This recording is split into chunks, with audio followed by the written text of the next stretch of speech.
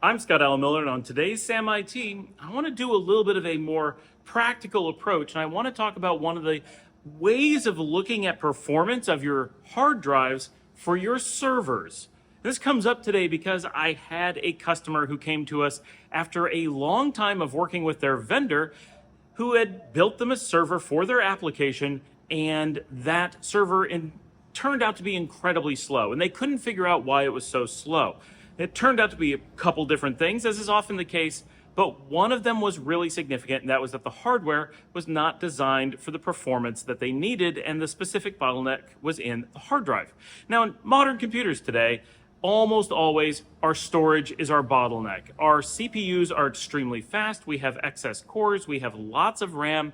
It is the actual storage that tends to be, or our applications, that tend to be the place where we have to wait for things. We can't do a lot to speed it up. By throwing more CPU or RAM at a problem, or faster CPU or faster RAM, it just doesn't get better, or gets marginally better. We can barely notice, but changing the speed of our storage can change things a lot. And I want to look at a little bit of history to explain how drives have progressed over the years. So, in 1992, the 7200 RPM spinning hard drive was first introduced, and this became kind of the industry standard very quickly. By today's standards, this is an extremely slow drive, but it does still exist on the market. Technically, one slower drive can be purchased, the 5400 RPM power saver models that came out about 20 years ago. I don't know exactly when they came out, but they came out later as a power saving model of similar technology to the 7200 RPM drives. But the 7200s effectively formed the current baseline for the slowest reasonable speed you would ever see in any kind of production environment, whether it's a laptop, desktop, or whatever. There was a time period where slower existed. It has been a long time. In 1996, the 10,000 RPM drive came out, which was roughly 50% faster than the 7,200 RPM drive. This quickly became the standard in servers because hard drives were a major bottleneck, but those who were on an extreme budget stayed with the slower drives. By 2000, another 50% speed increase had come about, and the 15,000 RPM drive had released. And for all intents and purposes, this was the end of the innovation in the speeds of spinning hard drives. Now, technically, some things have been done in the years since to make drives slightly faster based on those same spinning speed technologies, but the overall performance of the drive remains relatively close. The differences are within a few percentages, not significant leaps, but the original leaps in speed were 50% one time over another. And if you look at that 5400 RPM drive to the 7200 that we talked about, that was also a 50% increase. So we have three 50% increases, which gives us quite a bit of performance by the end. The top end one there is a full 3 times or more faster than the slowest one of those spinning drives, but all of them are within 3 times. When SSDs were released, they had completely different ways to measure their performance, but also performance characteristics and orders of magnitude for speed measurements. Now, we talked about RPMs only because we can compare spinning drives from one to another, but there's a more universal measurement, and that is called IOPS.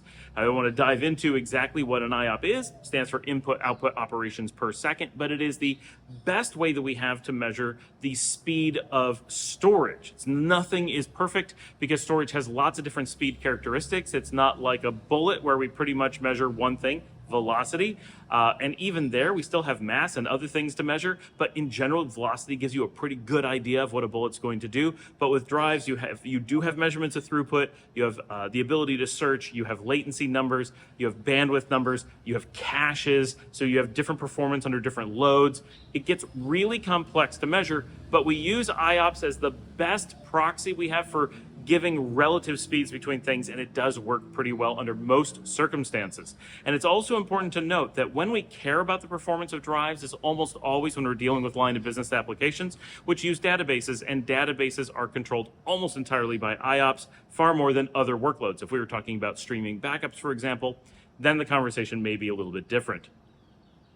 So when we're looking at the IOPS of the old drives, we're often, the spinning drives, the ones we just mentioned, we're often talking about numbers as low as about 80 IOPS to a top end of maybe 200 IOPS. When we're talking about solid state drives, we normally start talking today in the hundreds of thousands and into the millions. So the orders of magnitude are significantly different. The fastest old drives may be 1,000th the speed of the slowest current drives. That's a pretty significant gap. The last time that you were really seriously using spinning drives in anything other than, say, a laptop was about 15 years ago. And even at that point, solid-state drives were starting to come into high-end desktops and laptops, but they were starting to come in. Spinning drives were still pretty reasonable. In servers, we still use spinning drives for some time, but for things like databases, we moved to solid state very quickly because it was the difference between sluggish and lightning fast performance. Nothing varied the speed of your systems as much as speeding up the storage. And so we've been using solid state drives in those cases where they make sense for a very long time. If you find, and this is what gets really important, because this is where the reason I make this video is because I want you to be able to share it to end users, to managers, decision makers, customers, or to explain to technical staff why a server might behave so sluggishly even though it's brand new. And that's the case we were dealing with today. This was a brand new server, or essentially a brand new server that was never able to perform well. But that's because the technology that was in it was a full 30 years old. And while it is okay to deploy old technology, they were not old drives, simply old technology of drives, the drives themselves were new, but they were extremely slow. And to give a comparison that I gave to them, I replaced that speed of hard drive with one 1,000 times faster in my personal used old desktop in 2008, 15 years ago. 15 years ago, I felt that my used desktop or any new laptop that I bought was not worthy of running such an old, slow drive. It would make it too sluggish. I needed faster drives, and so that is the things I was purchasing. So their server was the speed I had given up on for my cheap $100 used desktop 15 years ago. That's in time how significant this was. Were you able to produce servers of that speed for storage? 30 years ago.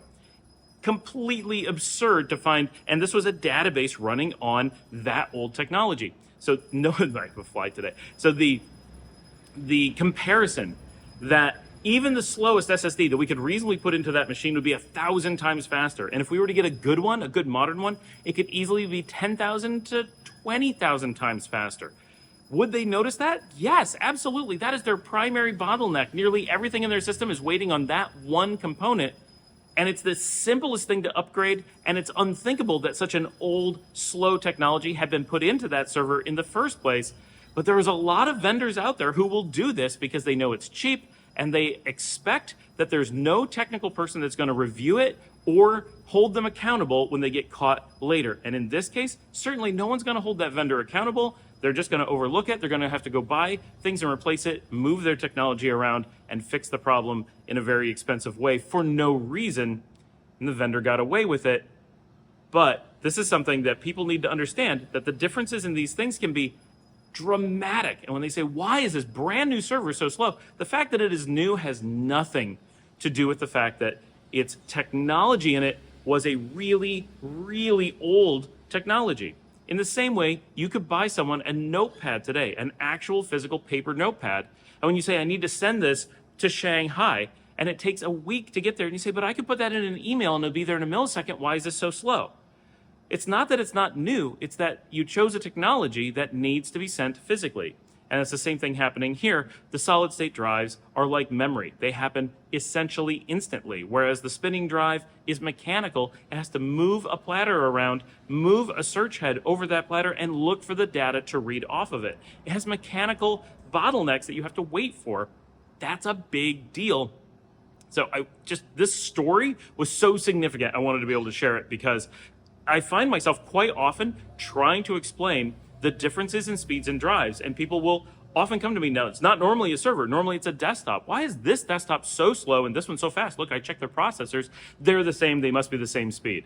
And that is not how it works. All the components have to work together, and the chances that your CPU or your RAM is going to be the thing that determines how fast you are is very unlikely.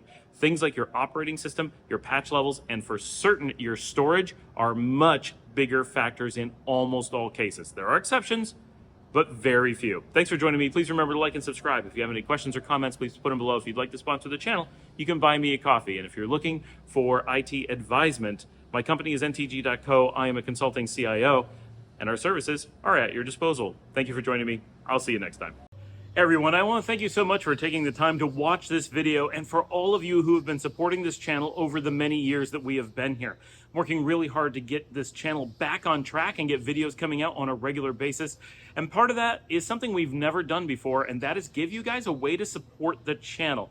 It would be amazing if you wanted to do that, whether it's something as simple as giving it a like, a subscribe, and sharing with your friends, telling your coworkers or your boss or your company about it. All of that would be fantastic. For those who want to do a little bit more, you can buy me a coffee. Down in the links below, I have a link where you can go and support me directly. Any coffees that you buy is money that comes directly to me, so that's a great way to support the channel directly. You can also buy my book. Not all of you are aware, but I recently wrote Linux Administration Best Practices, and that is available on Amazon. That link will be below as well. That would mean a lot to me if you guys went out and purchased that. That really does help quite a bit. And for those who are looking for more than this channel does as a YouTube channel, I am a consulting CIO, and those that are interested can go to ntg.co. And that is where I've been for the last 23 years as a researcher, as an engineer, as a consulting information technology and operations director for companies of all types and sizes all around the world. Whether you need just a little bit of consulting, you need some advice on a project, or you're looking for someone to actually oversee all the operations of your company from a business infrastructure perspective, we offer all of that. Please reach out, sales@ntg.co. We would love to speak to you about what we can offer. Thanks so much for watching the show. I will see all of you next time.